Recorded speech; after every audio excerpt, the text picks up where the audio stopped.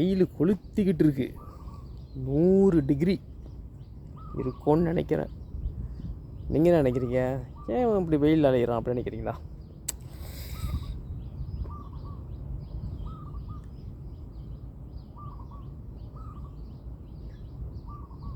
அலையில் உங்களுக்காக ஒரு விஷயத்தை ரெடி பண்ணி வச்சிட்ருக்கேன். உங்களை ப்ரிப்பேர் பண்ணிக்கிட்டு இருக்கேன். ஓகே, உங்களுக்கு அட்வைஸ் பண்ணல, உங்களை ப்ரிப்பேர் பண்ணிக்கிட்டு இருக்கேன். ப்ரிப்பேர், ரெடியாக இருங்க, தயாராகுங்க. தமிழில் சொல்கிறேன், தயாராகுங்க. ஓகே, எல்லாம் வரணும். பாருங்கள் எவ்வளோ கோசமாக கிடக்கு. ஒரு 10 பேர் கூட இல்லை. மீன் பிடிக்கிறவங்க, அப்புறம் சுத்தப்படுத்துகிறவங்க, ஒரு 20 பேர் 30 பேர் தான் இருப்பாங்க. ஒரு 10,000 பேர் இருக்க வேண்டிய இடத்துல 20 பேர் தான் இருக்காங்க. மற்றவங்களாம் எங்கே இருக்காங்க? வீட்டில் உட்காந்து டிவி பார்த்துக்கிட்டு இருக்காங்க. ஃபோனை போட்டு தேய்ச்சிக்கிட்டு இருக்காங்க. வாட்ஸ்அப்பு, ஃபேஸ்புக்கு, ட்விட்டரு, அப்புறம் டிக்டாக்கு, என்னென்ன கெட்ட கெட்ட செய்தியாக வந்திருக்கு தேடி கண்டுபிடிச்சி எடுத்துக்கிட்டு இருக்காங்க. வீட்டிலே உட்காந்துக்கிட்டு சாப்பிடக்கூடாதெல்லாம் சாப்பிட்டுக்கிட்டு, சாப்பிட வேண்டியதும் சாப்பிட்டுக்கிட்டு, வீட்டில் உட்காந்துக்கிட்டு அங்கே மனிதனோட இயற்கையில் இருக்கிறது தான். இந்த மாதிரி இடத்துக்கெலாம் வரணும். இந்த படைப்பு வந்து உங்களுக்கு தான் படைச்சது. சரியா? உங்களுக்காக படைச்சது. ஸோ நீங்கள் வந்து வீட்டுக்குள்ளே உட்காந்து டிவி, வாட்ஸ்அப்பு, ஃபேஸ்புக்கு இதெல்லாம் இருந்துச்சுன்னா இதெல்லாம் யார் அனுபவிக்கிறது? இதெல்லாம் நமக்கு. பாருங்கள் எவ்வளோ அழகாக இருக்குது. நல்லா காட்டவா பார்க்குறீங்களா? பாருங்கள் எவ்வளோ அழகாக இருக்குது. பாருங்கள் இந்த இடத்துல பாருங்கள் எவ்வளோ அழகாக இருக்குது. நம்ம தான் அனுபவிக்கணும். இயற்கை எப்போ ஆரம்பிச்சது தெரியுமா? அதுக்கு முன்னெல்லாம், அந்த டிவி வர்றதுக்கு முன்னெல்லாம் மனுஷன் அப்படி தான் இருந்திருக்கான். சுதந்திரமாக, சந்தோஷமாக, இயற்கையோட சூரிய வெளிச்சத்தில் மலையில் சுற்றிக்கிட்டு, கடலில் பூமிக்கு அடியிலேருந்து வர உணவுகளை சாப்பிட்டுக்கிட்டு, இந்த ரசாயனம் கலந்த உணவுலாம் சாப்பிடாம இப்போ ஒரு காலத்தில் அப்படி தான் இருந்திருக்காங்க. அதுக்கப்புறம் என்னாச்சு?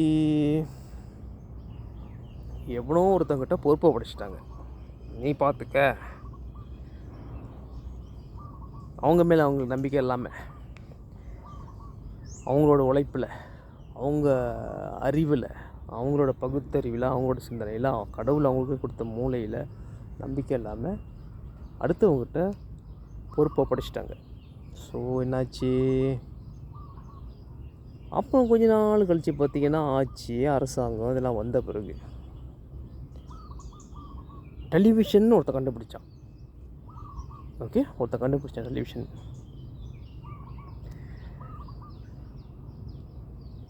டெலிவிஷனை கண்டுபிடிச்சவன் என்ன நோக்கத்தோடு கண்டுபிடிச்சான்னு நமக்கு தெரியாது. ஆனால் அதுக்கு அடிமையானது நம்ம இவ்வளோ அழகான இயற்கையை விட்டுட்டு, இவ்வளோ அழகான பாருங்கள், நீல வானம், மேகம், பச்சை பசேர்னு புல், சுத்தமான ஆறு, சுத்தமான காற்று, அழகையும் விட்டுட்டு வீட்டில் உட்காந்து டிவி பாருங்கள் அப்படின்னு கண்டுபிடிச்சி கொடுத்துட்டான். ஸோ ரொம்ப பாதிக்கப்பட்டது வந்து சின்ன பிள்ளைங்க, அடுத்த ஜெனரேஷன். டிவி கண்டுபிடிச்சதுலேருந்து அப்போ உள்ள அடால்ட், வயசில் பெரியவங்க டிவியை வாங்கி போட்டுருவாங்க. அவங்க டிவி வாங்குறதுக்குன்னே ஒரு பொருளாதார திட்டத்தை உண்டாக்குனாங்க. இந்த டிவியை வாங்கி அவங்க பாய்க்கணும். நம்ம உற்பத்தி பண்ணுற இந்த டிவியை, நம்ம ப்ரொடியூஸ் பண்ணுற இந்த ப்ராடக்டை புது டிவியாக வெளியாக்கும் போது வாங்குறதுக்குன்னு அவங்க காசு வேணும். அவங்களுக்கு ஒரு பொருளாதார திட்டத்தை உண்டாக்கணும். அவங்களுக்கு ஒரு பொருளாதாரம், அதாவது ஒரு கம்பெனிங்க எல்லாம் கட்டி வேலைக்கு போங்க, வேலைக்கு போய் காசு எடுத்து வச்சு டிவி வாங்கி வீட்டில் உட்காந்து டிவியை பாருங்கள். பிள்ளைங்களையும் டிவி பார்க்க சொல்லுங்கள். அங்கே தான் பிள்ளைங்களுக்கு ஆப்பு. சுதந்திரமாக சுற்ற வேண்டிய, சுதந்திரமாக ஓடி ஆடி சந்தோஷமாக மகிழ்ச்சியாக துள்ளி குதித்து விளையாட வேண்டிய பிள்ளைங்களாம் டிவி உட்காந்து பார்த்துட்ருக்கீங்க. படித்தா தான் உனக்கு டிவி. அந்த டிவியை பார்க்கும்போது அந்த டிவி வந்து அந்த பிள்ளைங்களை ப்ரோக்ராம் பண்ணும். 1 வயசுலேருந்து 7 வயசு வரைக்கும் அந்த பிள்ளைங்களுக்கு டிவியை நீங்கள் காட்டவே கூடாது. இது அடுத்த ஜெனரேஷனுக்கு, நமக்கும் அடுத்த ஜெனரேஷனுக்கும் நமக்கும் சேர்த்து தான் சொல்கிறேன். பெரியவங்களாம் இங்கே கேட்டுருந்தா கேளுங்க. ஓகே, வயசில் சின்னவனாக இருந்தாலும் சொல்கிறேன் கேளுங்க. ரொம்ப ஒரு எளிமையாக இருக்கேன். வயசில் சின்னவனாக இருந்தாலும் சொல்கிறது கேளுங்க. ரொம்ப நன்றி உங்களோட பாராட்டுக்கு. நீங்கள் பார்க்காதீங்க, பிள்ளைங்களுக்கு பார்க்க கொடுக்காதீங்க. 1 வயசுலேருந்து 7 வயசு வரைக்கும். அதுக்கப்புறம் பார்க்கணுமா, அவங்களுக்கு பிடிச்ச நிகழ்ச்சி, நன்மை கொடுக்கக்கூடிய நிகழ்ச்சி இருந்தால் பார்க்கலாம். அதுக்கப்புறம் அவங்க வளர்ந்து எல்லாம் தெளிவுக்கு வந்தோடனே அதுக்கப்புறம் அவங்க எதோ பார்க்குறாங்கன்னா அது அவங்க பிரச்சனை. ஏன் டிவியில் நன்மையும் இருக்குது, தீமையும் இருக்குது. அந்த டிவியை பார்க்குறதுக்குன்னே இந்த பிள்ளைங்க படிக்குங்க, வந்து படிக்குங்க. டிவி பார்க்கணும், அது நோக்கம் படிப்பு இல்லை, டிவி பார்க்கணும், இந்த நிகழ்ச்சி பார்க்கணும். அந்த டிவி தான் நம்ம ப்ரோக்ராம் பண்ணுது. டிவி அதுதான் விட்டானுங்க. ஓகே, இந்த டிவியை வச்சு பார்ப்போம். உலகம் முழுக்க கோடிக்கணக்கில் உலகம் முழுக்க எல்லோரும் டிவியை வாங்கி வீட்டில் போட்டு டிவி உட்காந்து பிள்ளைங்களுக்கு பெரிய பெரிய டிவி, புது டிவி வெளியாகிட்டே இருக்குது. புது மாடலு, புது நிகழ்ச்சிகள்லாம். அதில் பிள்ளைங்களை 1 வயசுலேருந்து 7 வயசு இருக்கும் பிள்ளைங்க அதை பார்த்துச்சிங்கன்னா அதில் நிறையா சினிமாலாம் வெளியாகும். சினிமா நடிகர்லாம் வந்து அவங்க கடவுளாக்கிடுறாங்க. சினிமாவில் நடக்கிறது தான் வாழ்க்கை, சினிமாவில் நடக்கிறது தான் வாழ்க்கைன்னு நம்பிடுறாங்க. சினிமாவில் நடக்கிற ஹீரோயின் இதுதான் உண்மை. ஓகே, அவங்க ஒரு படம் பார்க்குறாங்க வச்சுக்கோங்க, அது நடக்கிற வன்முறை இதுதான் உண்மை நம்பிடுறாங்க. நல்லதும் இருக்குது, இல்லை இதுதான் நம்பிடுறாங்க. ஆனால் தீமையும் இருக்குது. அதான் சொல்கிறேன், 1 வயசுலேருந்து 7 வயசு வரைக்கும் பிள்ளைங்கக்கிட்ட டிவியோ, லேப்டாப்போ, ஸ்மார்ட் ஃபோனோ, ஐடேப்போ, டேப்லெட்டோ எதையுமே கொடுக்கக்கூடாது. அதுக்கப்புறம் 7 வயசுக்கு மேலே அந்த பிள்ளைங்க அந்த தெளிவுக்கு வந்துடும். ஏன்னா 1 வயசுலேருந்து 7 வயசு வரைக்கும் அவங்களுக்கு விளையாட்டு, கலைகள், அப்புறம் செஸ் விளையாட சொல்லிக் கொடுக்கலாம், இல்லை தற்காப்பு கலை, இல்லை பரதநாட்டியம், இல்லை பாட்டு பாடுறது, டான்ஸ் ஆடுறது, நிறையா இருக்குது. நிறைய கலைகள் இருக்குது, சொல்லிக் கொடுக்குறோம். நிறையா இருக்குது, நல்ல வேலை அதெல்லாம் இருக்குது. இப்போ பிள்ளைங்களை அதில் சேர்த்து விடலாம். அதை விட்டுட்டு டிவியை பாரு, நம்ம டிஸ்டர்ப் பண்ணாத, டிவியை வாங்கி வச்சு பிள்ளைங்களை ஒதுக்கி வச்சிடுறீங்க. இந்த டிவி பாரு, அங்கே ஒதுங்கிடு, நம்ம டிஸ்டர்ப் பண்ணாத, நம்ம வேலையை நம்ம செய்யணும். அது என்ன வேலையாக இருந்தால் செஞ்சுட்டு போங்க, நான் பிள்ளைங்களை ஒதுக்கி வைக்காதீங்க. நீங்கள் செய்ய வேண்டிய நல்ல வேலைகள்லாம் பிள்ளைங்களை சேர்த்து கூட வச்சுக்கோங்க. அப்போ அந்த பிள்ளைங்க அதையும் பழகிக்கும். கலைகளை கற்றுக்கொடுங்க. பிள்ளைங்க வெளியே போதா, எப்படி பிள்ளைங்க கொடுங்க ஃபோட்டோ. என் பிள்ளைங்க பாதுகாப்பு எனக்கு முக்கியம், என் பிள்ளைங்க எனக்கு முக்கியம். Okay, good. ஏதாவது பிள்ளைங்க அளவுக்கு முக்கியம்தான். கூட போங்க, அவங்களுக்கு கூட போய் அவங்க கூட நீங்களும் அப்படியே என்ஜாய் பண்ண மாதிரியும் இருக்கும், அவங்க கூட டைமை ஸ்பெண்ட் பண்ண மாதிரியும் இருக்கும், அவங்க கூட நல்ல நல்ல விஷயங்கள், நல்லது கெட்டது எல்லாம் கற்றுக்கிட்ட மாதிரியும் இருக்கும். ஸோ இப்படி தான் ஆரம்பித்தாங்க டெலிவிஷன். எப்படோ ஒருத்தன் கண்டுபிடிச்சான், அவன் கண்டுபிடிச்சிட்டான், அவனோட கண்டுபிடிப்பு அது அவனுக்கு எல்லாம் சந்தோஷம். ஆனால் அதை வாங்கி அவனோட கண்டுபிடிப்பு அவன்கிட்ட பிடுங்கியோ வாங்கியோ எப்படி எடுத்தாங்கன்னு தெரியாது, வாங்கி அதை இதை வச்சு நம்ம என்ன செய்யலாம். அரசியல்வாதி பேசுகிறப்ப சொல்கிற பேச்சு, அரசியல்வாதிங்க பேச்சு, நாட்டு தலைவர் பேச்சு, அதுக்கப்புறம் சினிமா நடிகர் பேச்சு, அதுக்கப்புறம் சொல்கிற செய்தி வாசிக்கிறவங்க ஸ்கிரிப்ட் தான் படிக்கிறாங்க. அவங்களும் ஒரு நடிகர் மாதிரி தான், ஸ்கிரிப்ட் படிச்சுட்டு காசை வாங்கிட்டு போயிடுவாங்க. இது உண்மை போயின்னு அவங்களுக்கும் தெரியாது, பாவம். அவங்க என்ன பண்ணுவாங்க சொல்லுங்கள். அவங்களையும் நம்ம ஒன்றும் சொல்ல முடியாது, யாரையும் குற்றம் சொல்கிறதுக்கு இல்லை. நம்ம என்ன செய்ய போகிறோம், அதுக்கு தான் இந்த விஷயத்தை நான் பேசிக்கிட்டு இருக்கேன். நம்ம என்ன செய்யப்போம், டெலிவிஷன், அதுக்கப்புறம் இன்டர்நெட், அதுக்கப்புறம் ரேடியோ, அதுக்கப்புறம் ரேடியோவில் வர நல்ல விஷயங்கள் வந்தால் பரவாயில்ல, ஓகே. அங்கே பூகம்பம், அங்கே போர், அங்கே திருடு, இங்கே இன்னும் நம்ம கெட்ட கெட்ட விஷயங்கள் கேள்வியில் அந்த பிள்ளைங்க ஒரு விஷயம் கேட்கும் போது காலையிலே கெட்ட செய்தி கேட்டால் அந்த பிள்ளைங்க அதே பழகும். வன்முறை, கெட்ட செய்தி, கெட்ட கெட்ட விஷயங்கள் எல்லாம் பழகும். நல்லது கெட்ட நிரந்தர வாழ்க்கை பழகாதுன்றீங்களா அப்படின்றீங்களா? ஏன்னா பிள்ளைங்க இதெல்லாம் தெரியாமல் போகுது. தெரியட்டும், ஓகே, தெரியட்டும், தெரிய வேண்டிய நேரத்தில் தெரியட்டும். 1 வயசுலேருந்து 7 வயசு வரைக்கும் தெரியும். 1 வயசுலேருந்து 7 வயசு வரைக்கும் அந்த பிள்ளைங்களை ரொம்ப கவனமாக நீங்கள் பார்த்துக்கணும். டெலிவிஷன் இல்லை, ஸ்மார்ட் ஃபோன் இல்லை, லேப்டாப்பு, பேப்பரு, ரேடியோ எதுவுமே இல்லை. பிள்ளைங்களை சுதந்திரமாக விடுங்க. ஓகே, நிறைய விஷயங்கள் இருக்குது செய்கிறதுக்கு. வாழ்க்கை அப்படி அற்புதமாக வாழ்கிறதுக்கு நிறைய விஷயங்கள் இருக்குது செய்கிறதுக்கு. சரியா? இப்படி தான் நம்மளே ப்ரோக்ராம் பண்ணானுங்க நம்ம சின்ன பிள்ளையாக இருக்கும்போதும். டெலிவிஷன், அப்புறம் ரேடியோ, அதுக்கப்புறம் என்டர்டெயின்மெண்ட், சர்க்கஸ்ன்றானுங்க. இப்போ டெலிவிஷனில் போடுவாங்க பார்த்தீங்களா, WWE, world wrestling entertainment, world wrestling federation இன்னொரு காலத்தில் இருந்துச்சு. அது 80s. இப்போ வந்து WWE, world wrestling entertainment, wrestling, இதெல்லாம் வந்து நடிகர்கள். இதெல்லாம் வந்து நடிகர்கள். அதெல்லாம் உண்மை கிடையாது.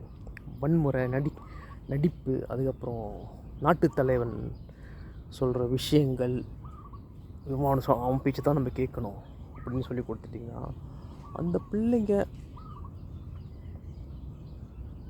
அடுத்த கட்டத்துக்கு போகிறது ரொம்ப கடினம். 1 வயசு 7 வயசுக்கு பத்திரமா பார்த்துக்கணும். இதெல்லாம் தெரியக்கூடாது அவங்களுக்கு. ஓகே, சரியா? அதுக்கப்புறம் ஸ்மார்ட் ஃபோன். எங்கே பார்த்தாலும் பிள்ளைங்க ஸ்மார்ட் ஃபோன் கொடுத்துட்றாங்க. கொடுத்த ஓரமாக உட்காந்து அதை பார்த்துக்கிட்டு கேம் நாட்டு ஒதுக்கி வச்சிடுறாங்க. பிள்ளைங்கள ஒதுக்கி வைக்காதீங்க.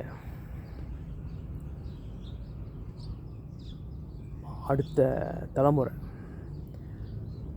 நம்மளும் தெளிவாக இருக்கணும், அவங்களும் தெளிவாக இருக்கணும். அவங்க சுதந்திரமாக இருக்கணும்னா ஸ்மார்ட் ஃபோன் இருக்கக்கூடாது. ஸ்மார்ட் ஃபோனுக்கு எல்லாம் அடிமையாயிட்டாங்க. ஓகே, அதுக்கப்புறம் டிக்டாக்கு,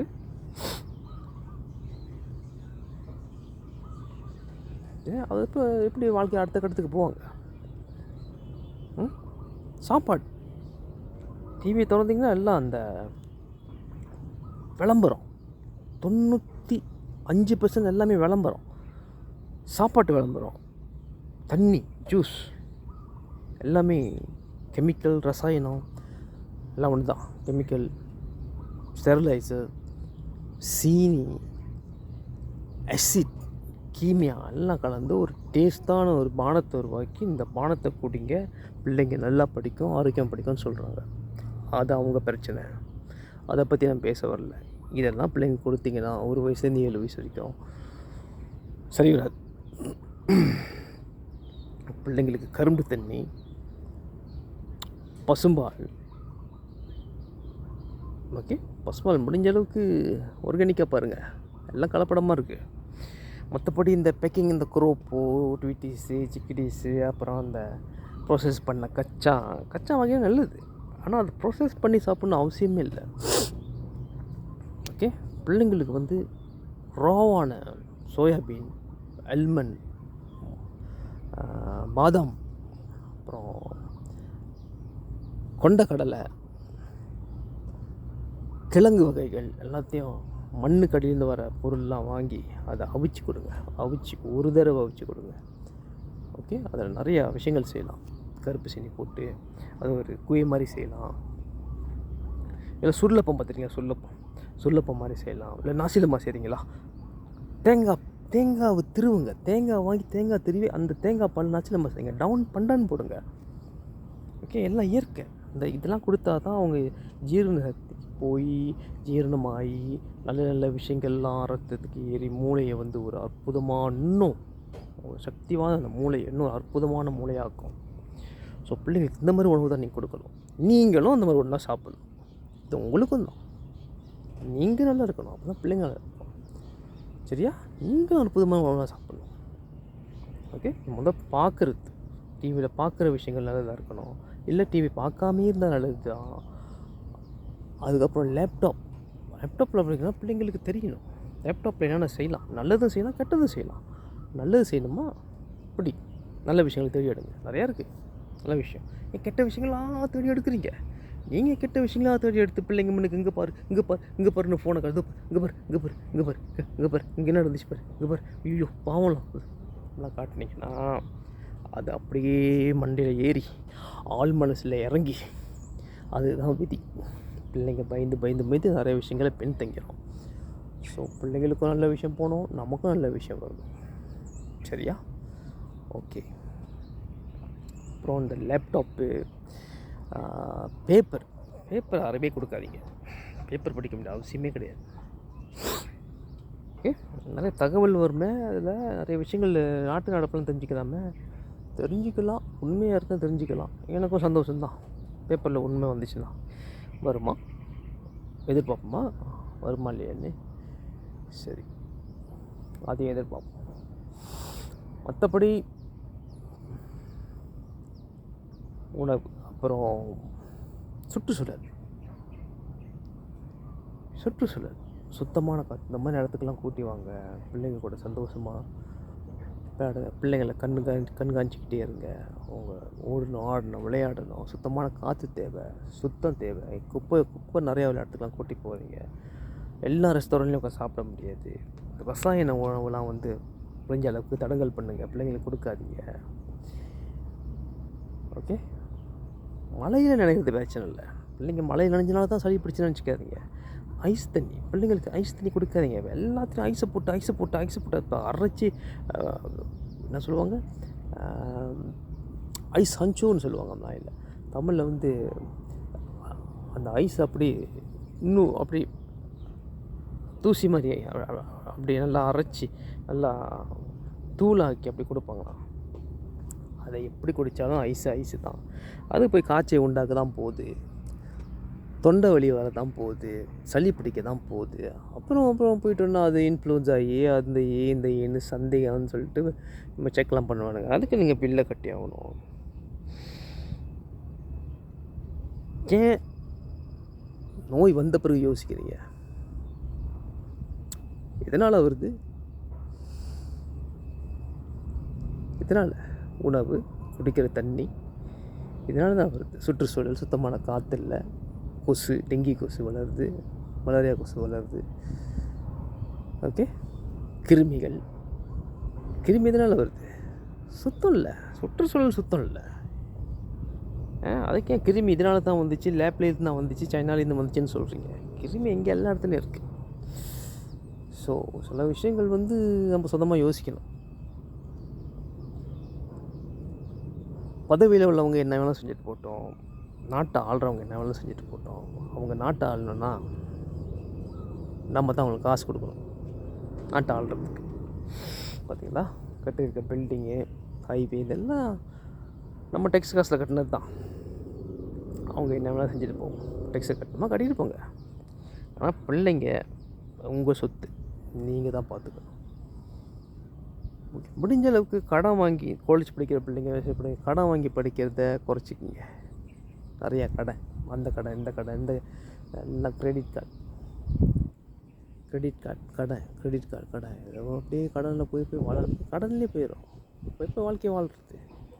ஸோ பாருங்கள், ஆரம்பம் டெலிவிஷனில் ஆரம்பித்து கடைசி வரைக்கும் வாழ்க்கையை முடிக்கிற வரைக்கும் எல்லாமே கடன், கவன சிதறல், ஆரோக்கியக்கேடு. இது தான் நமக்கு கொடுக்குறாங்க. நம்ம தான் காப்பாற்றிக்கணும். அவனுக்கு காப்பாற்ற போகிறதில்ல. முடிஞ்ச அளவுக்கு நம்மக்கிட்டேருந்து என்ன கிடைக்கும், ஆண்களாக இருந்தாலும் சரி, பெண்களாக இருந்தாலும் சரி, இதான் சொல்கிறேன். பிள்ளைங்களை கவனமாக பார்த்துக்குங்க. 1 வயசுலேருந்து 7 வயசு வரைக்கும் டெலிவிஷன் கொடுக்காதீங்க, ஸ்மார்ட் ஃபோன் கொடுக்காதீங்க, லேப்டாப் கொடுக்காதீங்க, ஐடேப் கொடுக்காதீங்க, பேப்பரை கொடுக்காதீங்க, ரேடியோ கொடுக்காதீங்க, ஒன்றும் கொடுக்காதீங்க. ஆரோக்கியமான உணவு கொடுங்க, நல்ல புஸ்தகம் படிக்க விடுங்க, நல்லா சுத்தமான காற்றுள்ள இடத்துக்கு கூட்டி போங்க.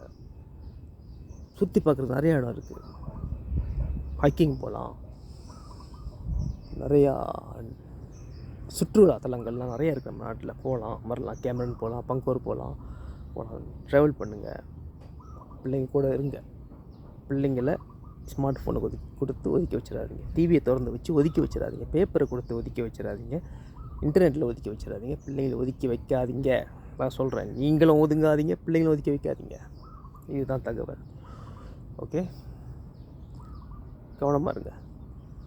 அடுத்த தலைமுறையை நம்ம தான் கொண்டு வரணும், நம்மளும் சேர்ந்து வரணும். சரியா? வாழ்கிற வரைக்கும் அவங்க ஆரோக்கியமாக இருக்கணும், சந்தோஷமாக இருக்கணும், மகிழ்ச்சியாக இருக்கணும், சுதந்திரமாக இருக்கணும். பூமியை நம்ம வேறு ஒரு லெவலுக்கு கொண்டு வரணும்னா நம்ம தான் கொண்டு வரணும். ஆட்சியில் உள்ளவங்க கொண்டு வர போகிறதில்ல. ஆட்சியில் உள்ளவங்க அவங்க பாக்கெட்டை மட்டும் தான் வச்சுக்குவாங்க. சரியா? அவங்க என்ன வேணால் செஞ்சுட்டு போட்டோம். இவ்வளோ செலவு பண்ணுறோம், இவ்வளோ போது வருது. பிள்ளைங்களுக்கு நல்ல உணவு கொடுங்க, சுதந்திரம் கொடுங்க, ஆரோக்கியத்தை கொடுங்க. பார்க்குறது, கேட்குறது, பேசுகிறது எல்லாம் பாசிட்டிவான விஷயமா இருக்கட்டும். பார்க்குறது, கேட்குறது, பேசுகிறது, சொல்கிறது, பாடுறது, ஆடுறது எல்லாமே பாசிட்டிவான விஷயங்களாக இருக்கட்டும். நெகட்டிவிட்டி அங்கே தான் இருக்குது. அதை பற்றி நீங்கள் கவலைப்பட வேண்டாம். நெகட்டிவிட்டி அங்கே தான் இருக்குது, அங்கே தான் இருக்குது, அங்கே இருக்குது, அங்கே இருக்குது, அங்கே இருக்குது. அதை பற்றி நீங்கள் கவலைப்பட வேண்டாம். நீங்கள் செய்ய வேண்டியது உங்களோட ஆக்ஷன், பாசிட்டிவிட்டி, அவ்வளோதான். சரியா? இதுதான் தகவல். நல்லபடியாக செய்யுங்க. இந்த விஷயத்தை ஷேர் பண்ணுங்கள். சரியா? அதெல்லாம் தப்புன்னு நான் சொல்லலை. இந்த டெலிவிஷனு, ஸ்மார்ட் ஃபோனு, லேப்டாப்பு இதெல்லாம் நமக்கு பிரயோஜனப்படணும். நம்மளை கெடுக்கக்கூடாது, நம்மளே அது அடிமையாக்கக்கூடாது, நம்மளே அது கண்ட்ரோல் பண்ணக்கூடாது, நம்ம அதுக்கு அடிமையாகக்கூடாது. அதை நமக்கு அடிமையாக்கணும். அந்த smart phone, smart laptop, television, radio, paper, AI எல்லாத்தையும் நமக்கு அடிமையாக்கணும். ஏஐ இன்னும் கொஞ்ச நாளில் ஒரு சின்ன கணிப்பு, 10 வருஷம் வச்சுக்கோங்க. 10 வருஷம் இருக்குது, பரவாயில்ல, 10 வருஷம் இருக்க. 10 வருஷத்தில் ரோட்டில் மனுஷன் நடமாடுறானோ இல்லையோ, ஏஐ நடமாடும். ரோபோட்ஸ் இருக்கலாம், எல்லாத்துலேயும் ரோபோட். பஸ் டிரைவர் பார்த்திங்கன்னா ரோபோட், டேக்ஸி டிரைவர் பார்த்திங்கன்னா ரோபோட், கம்பெனியில் வேலை செய்யல பார்த்திங்கன்னா ரோபோட், ஸ்கூலில் போய் டீச்சரை பார்த்திங்கன்னா ரோபோட் சொல்லித்தரோம். எல்லாம் ஏஐ சொல்லித்தரோம். கிளினிக்கு போனீங்க ரோபோட், கேஎஃப்சி போனீங்கன்னா ரோபோட்டு, மெக்டி போனீங்கன்னா ரோபோட்டு, ரெஸ்டாரண்ட்குள்ளே போனீங்கன்னா ரோபோட்டு. ஓகே, ரோட்டில் ஓடுற காடிலாம் பார்த்தீங்கன்னா ரோபோட் ஓட்டிகிட்டு போவோம். எல்லாமே ரோபோட்டு, உணர்வே இல்லாத ரோபோட்டு. எல்லாம் சரியாக நடக்கும், எல்லாம் சரியாக நடக்கும். ஆனால் ஒன்றே நடக்காது. என்ன நினைக்கிறீங்க? உணர்வு இருக்காது, சிரிக்க முடியாது, பேச முடியாது. அவங்க என்ன சொல்கிறாங்களோ அதுதான் சொல்லுவாங்க. அவங்க என்ன சொல்லுவாங்க, ரோபோட்டு அதுதான் சொல்லுவோம். இதுதான் எனக்கு ப்ரோக்ராம் பண்ணாங்க, இது இப்படி தான் என்னையே ப்ரோக்ராம் பண்ணாங்க, அதுதான் நான் செய்வேன். அப்படி தான் நம்மளே ப்ரோக்ராம் பண்ணிக்கிட்டு இருக்கானுங்க. டிவியை கொடுத்து, ஸ்மார்ட் ஃபோனை கொடுத்து, லேப்டாப்பை கொடுத்து, பேப்பரை கொடுத்து, போலியான புஸ்தகங்கள், போலியான அறிவுரைகள், போலியான தத்துவங்கள், போலியான படிப்பினை எல்லாம் கொடுத்து நம்மளை கண்ட்ரோல் பண்ணியிருக்காங்க. உண்மையான படிப்பு இருக்குது, இல்லை உண்மையான படிப்பு, வாழ்க்கை படிப்பு கூட இருக்கலாம். ஓகே, ஸ்கூல் படிப்பு இருக்கட்டும், அது ஒரு சந்தோஷமான விஷயம். ஸ்கூல் படிக்கிறது அது ஒரு இனிமையான நினைவுகள் இருக்கும்போது சந்தோஷமான விஷயங்களும் இருக்குது. உண்மையான படிப்பும் இருக்குது, உண்மையான தரமான இயற்கையான உணவும் இருக்குது, உண்மையான அன்பும் இருக்குது, உண்மையான அறிவுரைகளும் இருக்குது, உண்மையான இயற்கையும் இருக்குது. எல்லாம் நம்ம கண்ணு முன்னுக்கு தான் இருக்குது. நம்ம தான் எவனோ ஒருத்தர் சொன்னான்னு கேட்டுக்கிட்டு மண்டையில் ஏற்றிக்கிட்டு போலியான விஷயங்கள்லாம் வாழ்ந்துக்கிட்டோம். ஸோ இதை விட்டு வெளியாகுங்க. நானும் ஒரு காலத்தில் அங்கே தான் இருந்தேன். நானும் அவங்க கூட சேர்ந்து வெளியாகிக்கிட்டே இருக்கேன். வெளியாயிருமா? எஸ்கேப் ஆகிக்கும். Escape, great escape. ஓகேயா? மெசேஜ் ஷேர் பண்ணுங்கள், லைக் போடுங்க, சப்ஸ்கிரைப் பண்ணுங்கள், லைக் போடுங்க. ரொம்ப முக்கியம். ஷேர் பண்ணுங்கள். அதான் ரொம்ப முக்கியம், எல்லாருக்கும் தெரியட்டும்.